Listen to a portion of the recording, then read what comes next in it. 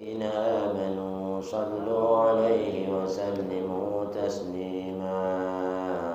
اللهم صل وسلم وبارك عليه وعلى آله. يا رب بالمصطفى بلغ مقاصدنا واغفر لنا ما مضى يا واسع الكرم.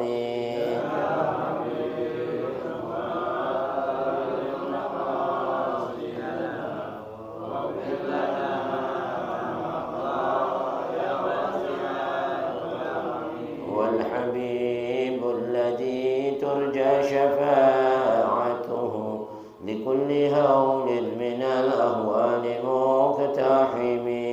يا رب بالمصطفى بلغ مقاصدنا واغفر لنا ما مضى يا واسع الكرم. محمد سيد الكونين والثقلين والفريقين من عرب ومن عجم.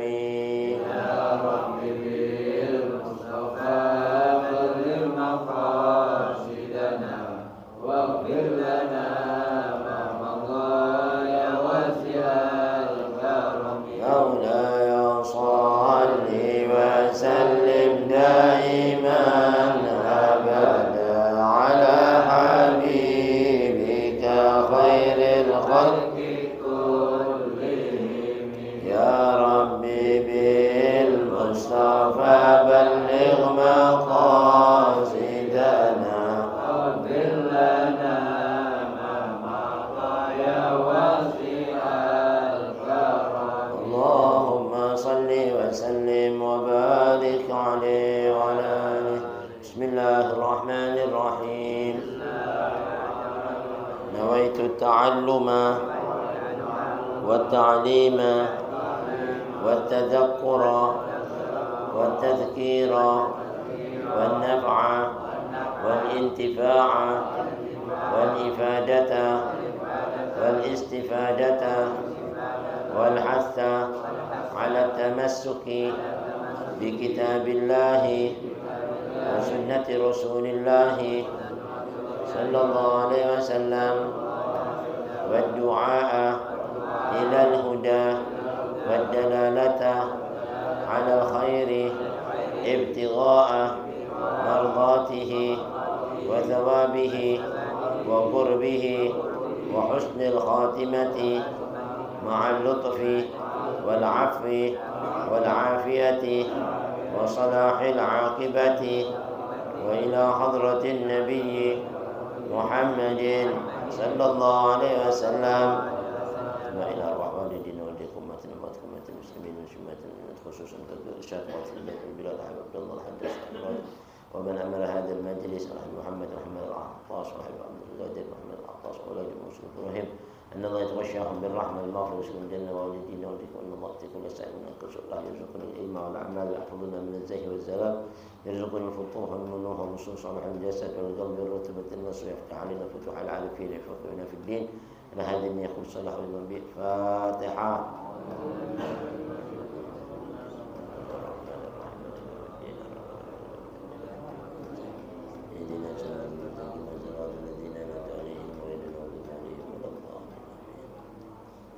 السلام عليكم ورحمة الله وبركاته.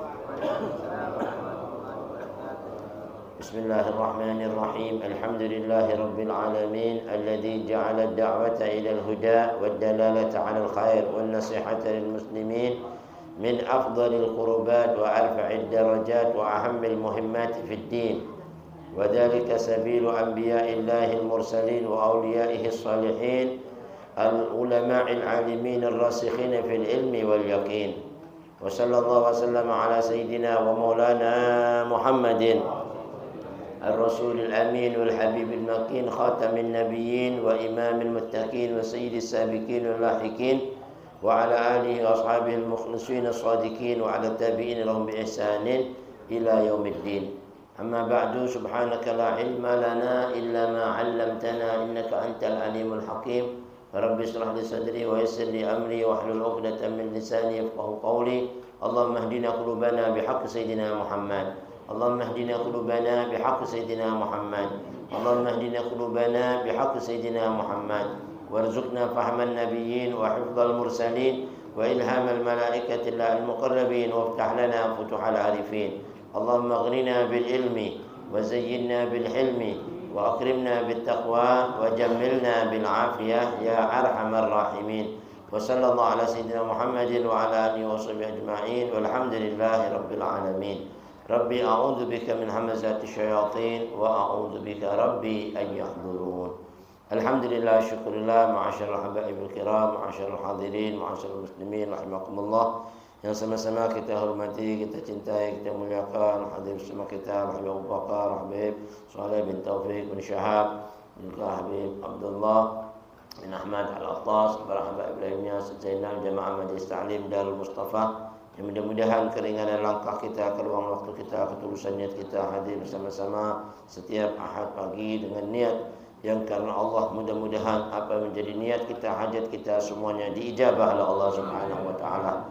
Mudah-mudahan Allah Subhanahu wa taala masih memberikan kepada kita nikmat sehat wal afiat, manjangkan umur kita dalam iman wal Islam, dalam taufik hidayah inayahnya, dan selalu menaburkan kepada kita keridhaan dan kecintaannya fid dini wad dunya wal akhirah. Alhamdulillah, syukurlah, ma'asyiral hadirin, mari sedikit mengisi waktu kita melanjutkan taklim kita dalam kajian kitab An-Nasaihud Diniyah wal Wasaya Al-Imaniyah, nasihat-nasihat agama dan wasiat-wasiat tentang keimanan, karangan Al-Imam Qutbul Irsyad wa Ghathul Ibad wal Bilad Al-Habib Abdullah bin Alawi Al-Haddad Sahib Ratib. Nafa'ana Allah bihi wa bi ulumihi wa bikum fid darin amin. Masih di dalam mabhasus shalah, pembahasan tentang keutamaan salat dan perhatian terhadap ibadah salat. Bismillahirrahmanirrahim. Qala al-mu'allif rahimahullah wa adama an-naf'a bihi wa bi ulumihi wa bihi ilayhi qala radhiyallahu anhu wa radhiyallahu ankum wa ilayhi an qala al-imam al-Ghazali.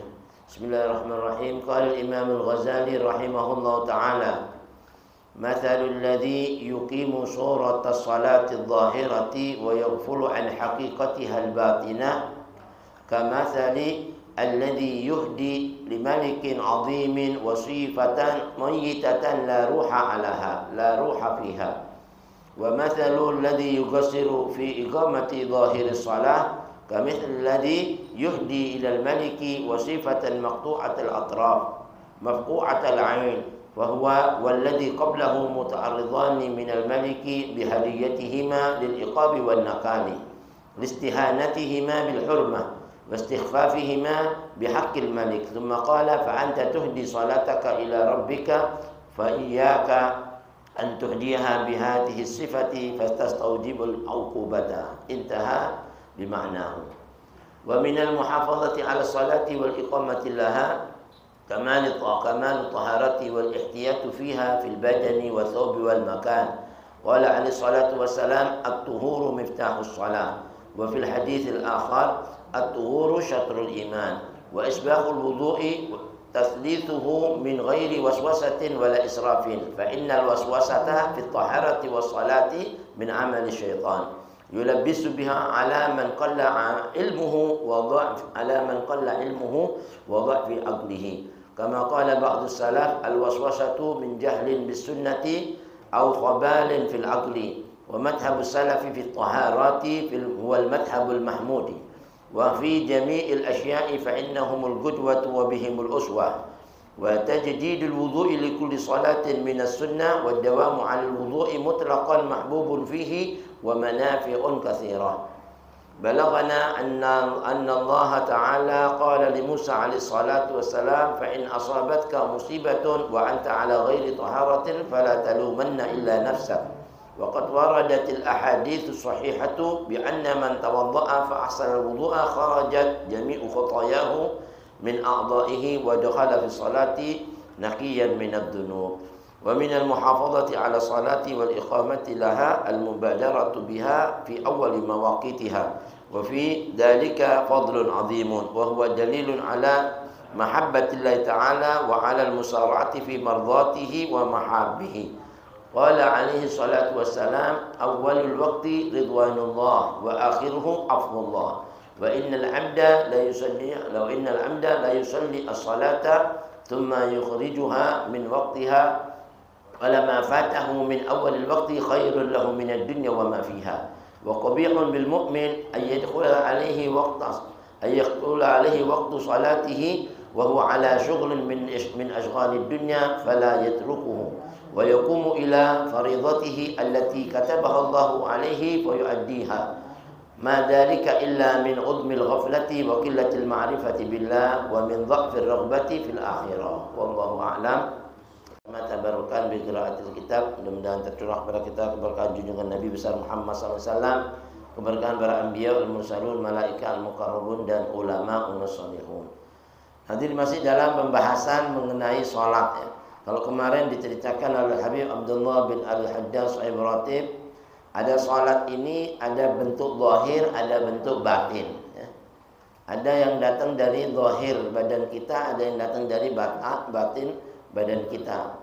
Wa dhahirus shalah habdul badani wal jawarih ya kan. Adapun tugas salat yang sifatnya lahiriah yang zahir itu adalah habdul badan wal jawarih. Adalah yang diambil oleh bagiannya badan kita ya, dan anggota tubuh kita itu yang zahir. Nah, seperti kemarin sujud ya kan, rukuk, baca qiraat, berdiri, itu yang gerakan-gerakan zahir. Adapun wa habdul sholatil batin, adapun bagian-bagian tugas sholat yang sifatnya batin itu adalah tugas-tugas yang diambil oleh hati ya. Kalau hati itu sanubari kita, habdul qalbi wasirri, seperti yang menjadi pantauan pusat ya, penglihatan Allah ya, pemantauan Allah itu adalah hatinya ya kan. Wa mahallu nadharil haqqi minal abdi, a'ni yang dilihat di sini adalah qalbahu wasirruhu, hatinya dan batinnya. Nah, sedikit Al-Imam Ghazali rahimahullah ta'ala, Muhammad bin Muhammad Al-Ghazali pernah berkata, semoga rahmat Allah tercurah padanya dan buat kita semuanya, amin ya rabbal alamin ya. Dia pernah mengatakan, mathalul ladzi yuqimu suratas salatid dhahirah, perumpamaan orang yang mendirikan salat yang zahir. Zahirnya aja diperhatiin aja ya kan, tapi wa yaghfulu an haqiqatihal batinah, tapi orang ini melalaikan hakikat tugas yang namanya sholat yang dari batinnya, nggak diperhatiin. Sholat zahirnya doang dicakep-cakepin, tapi batinnya kurang diperhatikan. Itu kamitslil ladzi yuhdi limalikin azim, seperti contohnya seseorang yang menghadiahkan kepada sang raja yang agung. Raja yang agung dikasih hadiah. Hadiahnya apa? Wasifatan mayyitatan la ruha fiha ya. Dia dikasih hadiah seorang putri dayang atau pelayan ya. Tapi pelayannya ini nggak ada nyawanya. Gimana coba? Ada jasadnya tapi nggak ada nyawanya, nggak ada ruhnya. Gimana rasanya raja itu? Ente ngasih hadiah anak mayit, ya kan? Pasti kan raja yang marah sama dia, ya kan? Ini diumpamakan kayak gitu. Kalau ada orang cuma sholat, bayin yang namanya zahirnya aja, ruhnya nggak ada, berarti ini menghadiahkan sholat ini cuma ya mayit, ruhnya nggak ada. Nah, diibaratkan kata Imam Ghazali seperti itu. Kamitsal ladzi yuhdi limalikin azim wa sifatan mayyitatan la ruha fiha. Dia ngasih hadiah sama sang raja seorang putri atau dayang untuk membantu dia, tapi nggak ada ruhnya. Buat apa nih? Ya, nggak manfaatin, mayit lagi ini hadiah ini masanya. Sekalipun cantik kalau mayit bakal apa? Nah, ini diibaratkan kayak gitu. Dan perumpamaan lagi, wa matsalul ladzi yuqassiru fi iqamati dhahiris shalah, perumpamaan orang yang melalaikan untuk menegakkan yang namanya zahirnya sholat. Oh, tadi yang dipikirin zahirnya, tapi ada lagi yang mikirin batinnya doang, tapi nggak mikirin zahirnya, ya kan? Nah, itu diumpamakan juga kamitslil ladzi yuhdi ilal maliki wa sifatan maqtu'atal atraf mafqu'atal ain. Nah, itu diibaratkan seperti seseorang menghadiahkan kepada sang raja yang agung dengan seorang putri dayang yang, mohon maaf, matrufatal atraf, itu yang terputus kakinya, tangannya, nggak punya kaki, nggak ada tangan, udah gitu matanya tercungkil, nggak ada matanya, buta, walaupun tubuhnya hidup, rohnya ada. Gimana? Ini ngasih orang nggak kabar sih model-model begini, kagak ada tangannya, nggak ada ininya, dohirnya nggak ada, cuma rohnya ada. Ya kayak gitu juga kata Imam Ghazali, kita diumpamakan kalau kita cuma sholat mikirin zahir aja nggak mikirin hati kayak gitu. Ya kan, makanya dua-duanya ini harus ada dalam sholat, nggak boleh putus, zahirnya dicakepin, batinnya dicakepin. Jadi kita menghadiahkan kepada Allah satu hadiah yang sempurna, baik zahir maupun batin. Pasti sang raja senang dikasih hadiah yang cakep buat bantunya, menyenangin dia. Begitu lagi kata Imam Ghazali, wa huwa alladhi qablahu, dan ini loh contoh orang yang pertama tadi yang cuman benahi yang namanya hadirin, zahirnya nggak mikirin batinnya. Dan yang kedua contoh orang yang cuman mikirin yang namanya batinnya, nggak mikirin zahirnya. Ini dua-duanya tadi itu huwa walladhi qablahu muta'arridhani minal maliki bihadiyatihima lil iqabi wan nakal. Ini adalah dua-dua yang bakal mendatangkan murkanya sang raja, ya kan? Dengan dia tadi itu memberikan hadiah yang bikin sakit hatinya raja. Zahirnya kayak begini, yang satu lagi nggak ada nyawanya, nggak suka, ya kan? Nah, di sini dikatakan contoh kata Imam Ghazali buat menjadikan perumpamaan kita kalau sholat, jangan kita cuma benahi zahir nggak benahin batin, atau benahin batin nggak benahin zahir. Maknanya dua-duanya harus kita benahi, zahiran wa batinan. Nah, orang yang seperti tadi itu mengasih hadiah cuman baik zahirnya nggak mikirin batinnya, atau baik batinnya nggak mikirin zahirnya, adalah contoh orang yang listihanatihima bil hurmah, orang yang wastighfafihima bihaqqil malik, orang yang menganggap remeh ya kehormatannya raja itu. Oh, nggak hormatin saya ngasih hadiah model begini, ya kan? Atau menganggap ringan kehormatannya raja, haknya raja yang mestinya dimuliakan, diagungkan. Lah ini malah dikasih hadiah kagak enak. Lah kalau sama manusia aja kita nggak pantas ngasih hadiah kayak gitu, apalagi sama Allah, rajanya raja, ya kan? Al-Malikul Haq, raja yang paling raja, nggak ada lagi di atasnya. Makanya kita harus menghadiahkan yang terbaik buat siapa yang kita persembahkan dalam amal ibadah ini. Tsumma qala, lalu Imam Ghazali melanjutkan dengan memberikan nasihat kepada kita, dengan memberikan contoh, begitulah perumpamaan kamu semuanya, ya. Kalau mau menghadiahkan salat kamu sama Allah, jadikan jangan seperti orang tadi yang menghadiahkan kepada raja pelayan yang cuma baik zahirnya nggak baik batinnya, atau membaik batinnya nggak baik zahirnya, nggak cakep. Kalau bisa dua-duanya, ya. Fa anta tuhdi salataka ila rabbi, kamu itu sekarang menghadiahkan salatmu sama Tuhanmu Allah. Wa iyyaka an tuhdiyahuma bihadhi sifah, hati-hati, waspadalah kamu, jangan sampai kamu menghadiahkan salatmu dengan sifat-sifat seperti itu. Fatastaujibul uqubata, maka kau pantas, artinya patut kalau mendapatkan hukuman dan siksa dari Allah. Naudzubillah. Maka dikatakan dalam surat Al-Maun, ya kan, wailul lil musallin, ya, alladzina hum an salatihim sahun. Jadi celakanya apa? Ngaji ini mas saya nggak ada yang enak nih. Sholat, dan ini yang sholat kayak gini, gimana yang nggak sholat ini? Ya kan, makanya sholatnya harus dibenahin. Bagaimana yang nggak sholat? Fa anta tuhdi salataka ila rabbi, intaha bimakna, selesai dengan makna seperti itu. Wa minal muhafadzati ala salati wal iqamati laha, dan diantara tanda atau syarat-syarat seseorang memelihara sholatnya dan menunaikan sholat yang benar itu adalah pertama kamalut thaharah. Dia harus sempurnakan bersucinya dulu, ya. Nabi bilang la salata liman la taharata lahu. Enggak bisa dibilang sholat kalau enggak bersuci. Sekalipun sholatnya cakep tapi enggak bersuci, enggak dianggap sholat, ya kan? Begitu juga enggak dikatakan bersuci kalau dia enggak menjaga hadas-hadasnya, baik hadas besar, hadas kecil, najis-najisnya, khobas, kotoran dan sebagainya. Dan taharah itu dia harus diperhatikan, wal ihtiyatu fiha, di dalam taharah harus perhatian, jangan sampai ada bagian-bagian yang harus dibasuh nggak kena walaupun cuma satu rambut. Ini kering, di sini kena, ini nggak kena, asal kucuk. Sini masih belum, padahal ini masih bagian-bagian sini asal cocok. Sini masih kering. Nah itu nggak ihtiyat, nggak dianggap taharah gitu.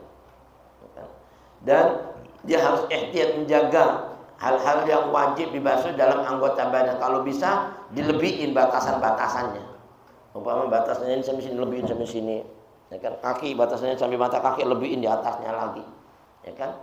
Nah, salah satunya orang yang melebihkan ya dari batasan-batasan basuhan wudu itu nanti bakal menjadi tambahan hiasan-hiasan daripada penghuni surga. Kalau dia dikasih gelang segini, tambahnya segini gelangnya semua ngomong. Jadi itu gelang-gelang emas dari surga, Ya kan? Inna hilyatal wudu inna hilyatal jannah tablughu mawadhi'al wudu, Nabi bilang. Sesungguhnya perhiasan surga yang bakal dikasih sama penghuni surga itu nanti diukur menurut kadar ente melebihi batasan wudu ente. Kalau cuma segini ya segini lebihnya. Oh segini. Kalau ente kaki, maksudnya kaki sampai patah kaki gini, emasnya kerincing, luar biasa ya. Kayanya luar biasa. Nah ini salah satunya dianugerahi oleh Allah Subhanahu Wa Taala pahala yang besar.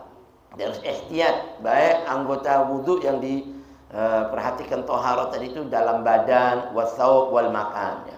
Tempatnya harus suci, pakaiannya harus suci, badannya juga harus suci. Jangan pakaiannya suci, badannya najis, nggak sah juga. Badannya suci, pakaiannya suci, tempatnya najis. Masuk semuanya kategori jadi batal tadi toharoh dan juga batal lagi yang kata ulama unasolihun sholatnya. Kama qala alaihi salatu wassalam, sebagaimana Nabi besar Muhammad SAW pernah bersabda, at-tuhuru miftahus shalah. Jadi dibaca tuhur ya, bukan tohur. Kalau tohur itu sesuatu yang digunakan buat bersuci, air namanya tohur. Seperti wudu, wadu. Ya kan, sahur, suhur, ya kan. Ada yang di fathah, ada yang di dhamma. At-tuhur itu artinya apa? Bersuci. Ya, amaliyahnya, amal perbuatannya bersuci. Tapi kalau yang dikatakan at-tahur ma yutatahharu bihi, apa yang digunakan buat bersuci seperti air, itu namanya tahur. Nah, di sini katakan at-tuhur miftahus shalah. Jadi orang bersuci itu kuncinya sholat. Kuncinya sholat itu dilihat dari bersucinya, dari pertama suci cakep, berarti insyaallah bakal sholatnya cakep. Tapi kalau sudah bersucinya nggak cakep, nggak dianggap sholatnya, naudzubillah. Wa fil hadits al-akhar, dalam hadis yang lain Nabi bersabda, at-tuhuru syatrul iman. Bersuci itu separuh daripada keimanan seseorang. Jadi orang bisa dilihat imannya mantap itu dari bersucinya. Nanti lihat. Ya, kalau orang sudah bersucinya nggak beres, kamar mandinya bau, pesing segala macam, ya ini orang udah imannya kelihatan deh. Ya kan? Dan mempengaruhi akhir hayatnya, separuhnya nggak ada imannya coba. Jadi ngucapin 2 kalimat syahadat tersendat, naudzubillah. Karena separuhnya kurang. Tapi kalau separuhnya sempurna, tinggal menyempurnakan separuh yang lain yang tersisa. Jadi bersuci. Orang dulu itu awal marah dari semua ibadah, makanya pembahasan pertama itu toharoh. Kalau sudah toharohnya bersih, semuanya cakep. Nah ini dari semuanya bersuci. Maka dikatakan at-tuhur syatrul iman, seperti an-nadhafah, kebersihan, ya kan? An-nadhafah itu minal iman. Dari golongan imannya orang bisa dilihat, oh ini orang ini bersih, imannya masya Allah. Ini orang jorok, berarti kelihatan imannya di situ, ya kan? Nggak mikirin habis kencing langsung, subhanallah, karena kencing berdiri, ya kan? Kencing berdiri ini susah, mau ceboknya gimana ya, ya kan? Pasti ada yang tempis kan, naik ke celana, yang sholat ya gimana coba? Salah satu di antara banyaknya orang disiksa di alam kubur, paling banyak min ammati adabil qabr, itu salah satunya orang nggak jaga tentang kesuciannya. Waktu pipis nggak dijaga, najis, itu paling banyak disiksa urusan itu. Naudzubillah min dzalik. Mudah-mudahan kita selamat, amin ya. Nah ini yang kedua juga di antara orang itu menjaga syarat-syaratnya, ya, memelihara sholat, di antaranya menjaga kesempurnaan wudu atau kesempurnaan bersuci, dan juga isbahul wudu. Isbahul wudu itu meratakan anggota wudu ke seluruh anggota badan, ya, dengan rapi, dicakepin. Isbah itu dibuat bagus itu. Salah satu yang menjadi ampunan dosanya seseorang, angkatan darajat seseorang, ya, itu kalau dia memperbarui wudunya dengan cakep. Ya, bayangin, jadi ampunan dosanya. Bahkan bisa gugur dosa-dosanya itu dengan tetesan air wudunya tadi itu, berbarengan dengan tetesan air wudu yang rapi, yang bagus. Nah, angkatan darajat, isbahul wudu, wabil khusus bil makarih, dalam kondisi dingin, menggigil, dicakep-cakepin dingin, tapi dikuat-kuatin kayak Nabi kita Muhammad itu tahajud musim dingin di Mekah, tahu sendiri dinginnya kayak gimana, tetap wudunya dicakepin ini. Itu yang paling besar lagi darajatnya. Karena as-sawab ala qadri ta'ab. Orang itu menjalankan pahala itu, bapaknya pahala itu tergantung dengan kesusahannya. Semakin berat dalam ibadat, terus dia lakukan dengan sempurna, semakin besar pahalanya. Ya kan? Nah ini. Dan juga salah satunya di antara orang menjaga, memelihara sholat dan menunaikan sholat dengan bagus, ialah tathlisuhu. Ya. Mengulang 3 kali basuhannya. Walaupun 1 kali sempurna udah cukup. Tapi kita ulang 3 kali, ini sunnah an-nabawiyah. Sunnah Nabi-Nabi kita Muhammad SAW. Ada yang bilang kalau soal wudunya orang 1 kali itu seperti wudunya orang soleh. Kalau diulang 2 kali seperti wudunya para wali. Kalau diulang 3 kali seperti wudunya nabi-nabi. Nah itu taslih. Taslih itu 3 kali diulang. Selesai, udah cakep nih. Ulang 2 kali. 3 kali. Nah ini kesunahan taslih ya. Dan waktu wudu min ghairi waswasah, enggak boleh waswas. Wah, asal ya, ini gimana sih? Wudu sampai ngabisin 1 bak kamar mandi. Ya kan? Ini waswas namanya. Atau israf. Israf ini juga nih, boros penggunaan air, enggak boleh air sampai kenceng. Kalau coba diambil sedikit air habis. Sampai kata guru kita, termasuk daripada orang itu boros dalam penggunaan air, jangankan lagi di keran. Laut yang udah kayak gitu luasnya, ente wudu, wah itu wudu itu was-was namanya itu, ya kan, boros. Walaupun laut, ente gitu kan nggak kurang airnya, tapi kayak gitu itu namanya termasuk boros. Wah itu wudu, laut ini begini, wah nggak boleh. Apalagi keran, apalagi musim-musim air lagi berkurang, ya kayak di Hadramaut susah, jangan main buang-buangan terus, ya kan, main kayak gitu. Kadang-kadang kita kalau saya di Hadramaut itu mandi, suara kocak-kocak itu gedor. Bilang, enggak boleh boros-boros. Ini kondisinya enggak di Indonesia kata dia. Subhanallah. Nah ini wa minal haditsil akhar at-tuhur syatrul iman. Dawa isbaqul wa tathlituhu min ghairi waswasatin wala israf. Jangan boros dan juga jangan waswas. Fa innal waswasata fi taharati was salati min amali syaitan. Karena orang yang waswas dalam bersuci atau waswas dalam salat itu termasuk amalannya syaitan. Syaitan itu paling senang bikin orang was-was dalam sholat sama wudhu. Ada namanya macam-macam syaitan yang dalam was-wasnya sholat, was-wasnya ini masing-masing namanya syaitan masing. Ya kan? Nah di situ dibuat was-was di waktu sholat, waktu wudhu. Kadang sudah kan nawatul wudhu. Ya ulang-ulang. Ya Allah sampai berapa? Mau sholatnya? Allah. Ya sampai kapan? Ya enggak sholat. Nah kayak gini-gini nih, ini namanya waswas min amali syaitan. Yang mana syaitan tadi itu yulabisu biha ala man qalla ilmuhu wa dhafa aqluhu. Artinya orang yang sedikit ilmunya wa dhafa dan juga lemah akalnya, otaknya. Udah tahu Allah itu enggak pernah membuat ente ini ragu dalam ibadat, dia bikin ragu. Ente yakin udah diterima, udah karena semua udah cukup. Kenapa masih was-was lagi? Ini orang yang dangkal ilmunya, wa dhu'fa aqluhu, dan yang disebut di sini orang-orang yang lemah akalnya atau otaknya. Kama qala ba'dus salaf, sebagaimana sebagian para salaf kita pernah berkata, al waswasatu min jahlin bis sunnah. Orang yang waswas itu tanda kalau orang ini jahil tentang kesunahannya Nabi. Ya kan? Jahil, orang enggak ngerti tentang sunnah-sunnah Nabi. Au khabalin fil agli, atau orang yang dangkal akalnya, bebal akalnya, bebal dia aja nggak nyambung, nggak masuk. Itu tandanya orang was-was itu. Lihat dari situ. Wabil khusus fit taharat minal madhabil mahmud. Dalam urusan-urusan kesucian taharah itu termasuk madhab yang terpuji. Nah, kita jaga kesucian. Wa fi jami'il asya', dan dari segala macam tata caranya dalam berwudu, dalam hal bertaharah, itu termasuk madhab yang terpuji. Termasuk madhab kita nih, Ahlus Sunnah paling terpuji, madhabnya paling bagus. Termasuk Imam Syafi'i yang paling cakep dalam hal menjaga wudu atau taharah, sholat dan lain sebagainya. Fa innahum al-qudwatu wa abwabihimul uswah, karena mereka itu adalah contoh buat kita semuanya dan suri teladan yang terbaik buat kita jadikan panutan. Wa tajdidul wudu bi kulli shalatin minas sunnah. Begitu juga orang kalau seandainya memperbarui wudu habis sholat tadi, nah masih punya wudu, mau sholat lagi, wudu lagi lah. Itu namanya memperbaharui wudu. Sampai dikatakan al wudu alal wudu, nurun ala nur. Udah wudu ini, mau sholat lagi, wudu lagi. Itu cahaya di atas cahaya. Nah, maknanya kalau masih air banyak, ya kan, artinya masih bisa. Itu termasuk orang yang memperbarui wudu, termasuk sunnah, ya. Dari semua sholat, habis sholat punya wudu lagi, padahal udah sholat tadi maghrib, ada wudu isya, wudu lagi deh. Fadilah besar, artinya dapat keutamaan cahaya di atas cahaya. Wa dawamu 'alal wudu mutlaqan mahbubun wa fihi manafi'un katsiratun. Dan orang yang mendawamkan pegang wudu terus, ya, enggak sampai batal wudu, kemanapun pegang wudhu.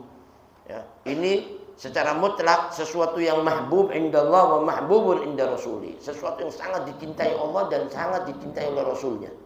Orang yang suka punya wudhu. Nah kalau bisa Nabi pipis langsung wudhu. Itu sama-sama aja kan, basah-basah juga kan. Wudhu lagi, pipis lagi, wudhu lagi. Sebentar wudhu ya kan. Tapi ya kita jangan terlalu ngabisin air.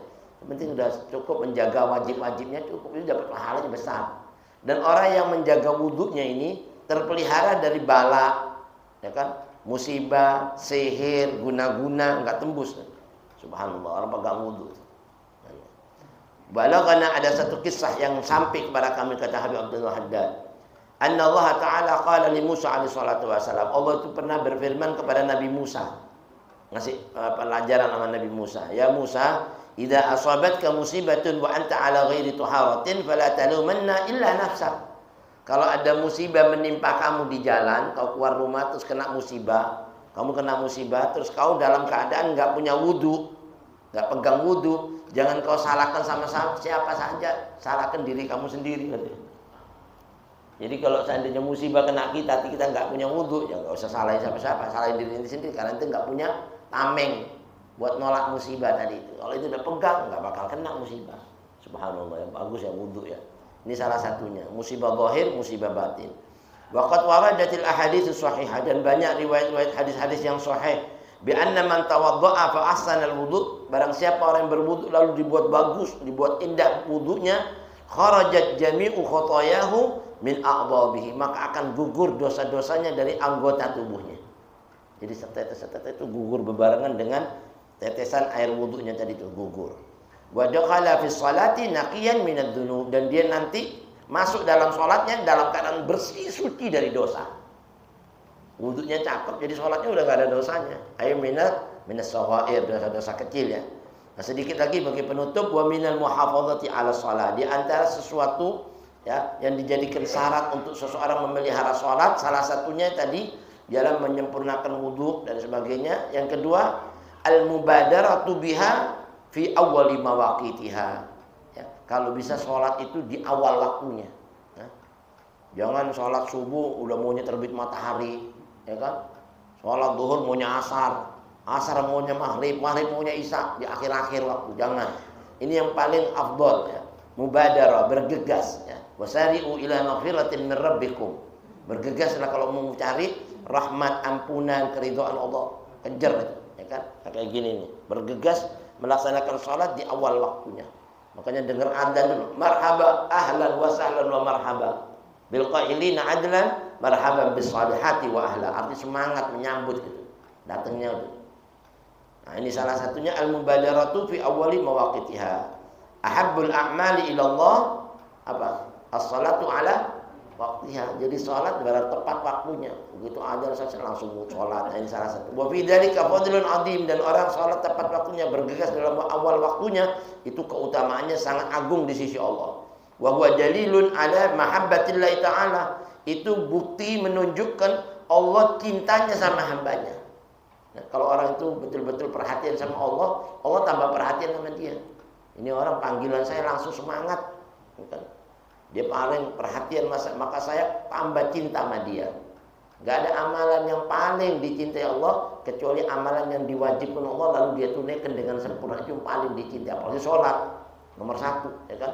Nah di sini dikatakan mahabbatullah taala wa 'alal musarati fi mardatihi wa mahabbihi, dan tanda seorang hamba itu betul-betul bergegas kalau pengen dapat ridhonya Allah dan kasih sayangnya Allah, ya kan? Kalau orang pengen dapat ridho Allah kan kencang lari. Allah langsung disamperin duluan, nggak nunggu tantaran, ya kan? Kalau memang orang sayang, tandanya itu orang yang bergegas untuk meraih keridhoannya, meraih kasih sayangnya Allah. Wa qala alaihi salatu wassalam, Nabi pernah bersabda, awalul waktu, sholat di awal waktu itu ridwanullah, dia bakal dapat keridhoannya Allah. Bayangin, keridhaan Allah ini di antara anugerah yang paling besar, nggak ada lagi di atasnya. Surga aja yang kayak gitu nikmat yang nggak ada apa-apanya dibanding keridhaannya Allah. Ya kan? Allahumma inna nas'aluka ridhaka wal jannah. Ridho dulu baru surga.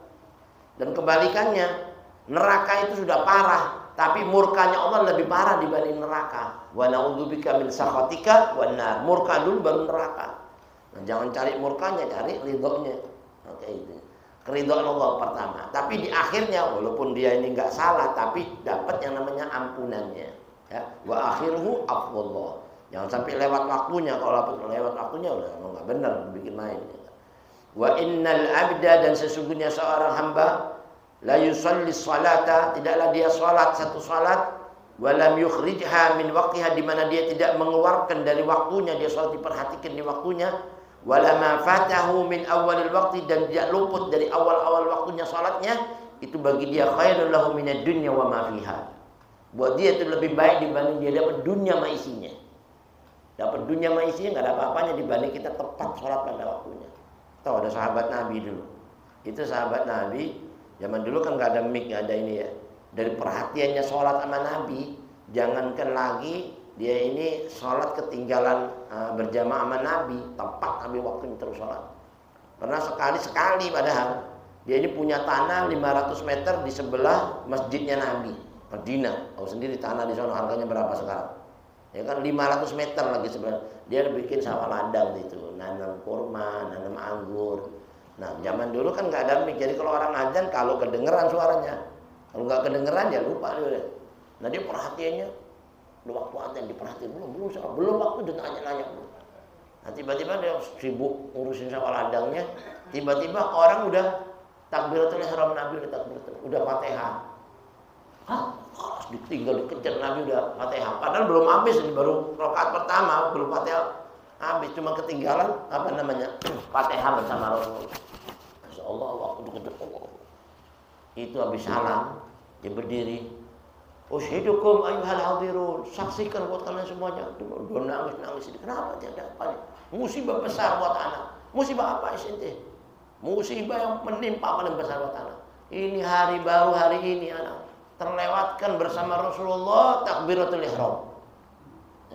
Anak janji mulai sekarang itu sawah yang mana gara-gara dia tadi anak sampai terlawat. Sekarang saya sedekahin buat muslimin muslimat udah nggak pakai dunia. Subhanallah. Masih ada nggak yang model begini ya? Itu kalau kita pikir di sebelah masjidnya Nabi di Madinah. Madinah itu hadirin. Sekarang ini di sebelah masjidnya Nabi per meter. Orang 1 miliar mau jual, nggak ada yang mau bayar. Nggak ada yang mau jual, mau beli ya 1 miliar. Nggak ada yang mau jual dari mahalnya tanahnya. Lah ini 500 meter, udah ambil deh, karena nggak butuh lagi udah. Dari takutnya ketinggalan sholat. Ya. Padahal itu sih masih di awal waktu. Kayak begitu orang dulu. Kalau sekarang kan ya entar masuk baru adzan juga. Udah baru komat, imamnya masih baru mau masuk udah baru 1 rakaat sampai salam entar aja deh gelombang kedua ya. Nauzubillah min dzalik. Dulu Imam Sufyan Ats-Tsauri kalau sholat dia nggak pernah sholat sendirian, selalu berjamaah seperti Habib Mas'ud Rotib. Mau dia mukim ataupun musafir selalu berjamaah. Di samping itu berjamaahnya di awal waktu. Satu kali waktu dia ini ya mungkin namanya manusia, ada lalainya, ya kan? Terlewatkan dia salat berjamaah. Begitu dia masuk masjid orang udah pada keluar. Ya, udah habis sudah ini baru datang lagi. Ya kan? Nah, orang dulu kalau ada terlambat gitu ditakzir, ya ngapain lo itu ngapain? Udah kata-katain habis itu. Sedih dia. Akhirnya dia nunggu. Zuhur tuh nyari jamaah barengan. Dia nggak mau sholat sendiri, nyari tunggu jamaah dulu. Belum ada yang datang. Udah pada sholat semua di sini mah. Dari nungguin mulai jam 12 sampai jam 2 bayangin. Waduh nggak ada. Dipikir waduh pada sholat semua sudah terpaksa udah. Dia sholat, takut dia sholat sendiri tadi itu ya pahalanya 1, berjamaah 27. Dia ngulang sholat zuhur 27 kali sholat zuhur. 27 kali ya, bukan 27 rakaat ya. Sholat zuhur 27 kali, jadi kalau 1 kali 4 rakaat kali 27 berapa tuh? 4 kali 27 aja udah gak bisa ngitung ya kan? Itu subhanallah, jadi diulang 27 kali sholat zuhur. Maksudnya apa? Biar dapat pahalanya sama 27 darajat tadi itu. Ya kan? Akhirnya malamnya dia mimpi. Mimpi apa? Mimpi ada satu kafilah rombongan naik kuda, semua kali itu naik kuda bergegas menuju ke surga. Sedangkan dia berdiri di atas jalan. Saudara, ayo. Anak nggak ada kudanya. Nah, kuda itu kemana kuda itu? Ya tinggalin deh, ditinggal. Ini rombongan tadi semua itu rombongan jamaah yang rakaat berjamaah berangkat. Dia mau ngejar, nggak kejar. Padahal dia sudah dapat 27 rakaat. Ya 27 sholat duhur tadi itu masih ketinggalan jauh sama jamaah yang pertama tadi. Ya, fadilahnya berjamaah di awal waktu ya. Nah, mudah-mudahan kita bisa ngambil pahala-pahala kayak gitu. Nah, terakhir di sini dikatakan wa qabihum bil mu'min, dan satu kebiasaan buruk buat orang mukmin ayakhula alaihi waktu salatihi, kalau sudah masuk waktu salatnya wa huwa ala shughlin min ashghalid dunya, sedangkan dia masih sibuk dalam urusan-urusan dunia. Ini keburukan ya, salah satu keburukan. Makanya panggilan salat Jumat itu kan sampai dikatakan wadarul bai', tinggalkan jual beli. Dzalikum khairul lakum in kuntum ta'lamun. Enggak boleh kita sibuk urusan dunia. Jumatan masih orang udah adzan masih aja ya, karena ini salah satunya. Salah satu perbuatan busuk atau perbuatan buruk orang yang sibuk urusan dunia ninggalin salat. Kalau di Mekah begitu adzan itu warung-warung bisa tutup. Orang mau beli, sholat.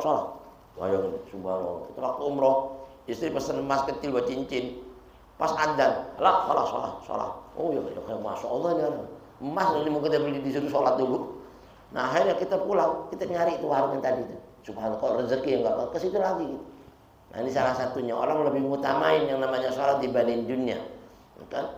Fala yatruku, di mana dia menyibukkan urusan-urusan dunia, nggak mau meninggalkan kebiasaan buruknya tadi. Itu salah satu keburukan buat orang mukmin. Wa yaqumu ila faridati, enggak mau dia menunaikan kepada sesuatu yang diwajibkan atas dia, allati katabahallahu alaihi fa yu'addiha, yang Allah sudah wajibkan atasnya, Allah tetapkan atasnya untuk ditunaikannya salat. Ma dzalika illa min udmil ghaflah wa qillatil ma'rifah. Tidak lain demikian itu kecuali disebabkan karena apa? Ini besarnya kelalaiannya dia, dan dikarenakan dikitnya makrifatnya dia sama Allah, enggak kenal Allah itu siapa, enggak kenal fadilah salat itu kayak gimana, ya kan? Wa min dhafir raghbati fil akhirah, dan itu semua dikarenakan sebab enggak inginnya dia tentang pahala akhirat yang begitu besar dibanding urusan dunia. Wallahu a'lam. Nah, mudah-mudahan ada sedikit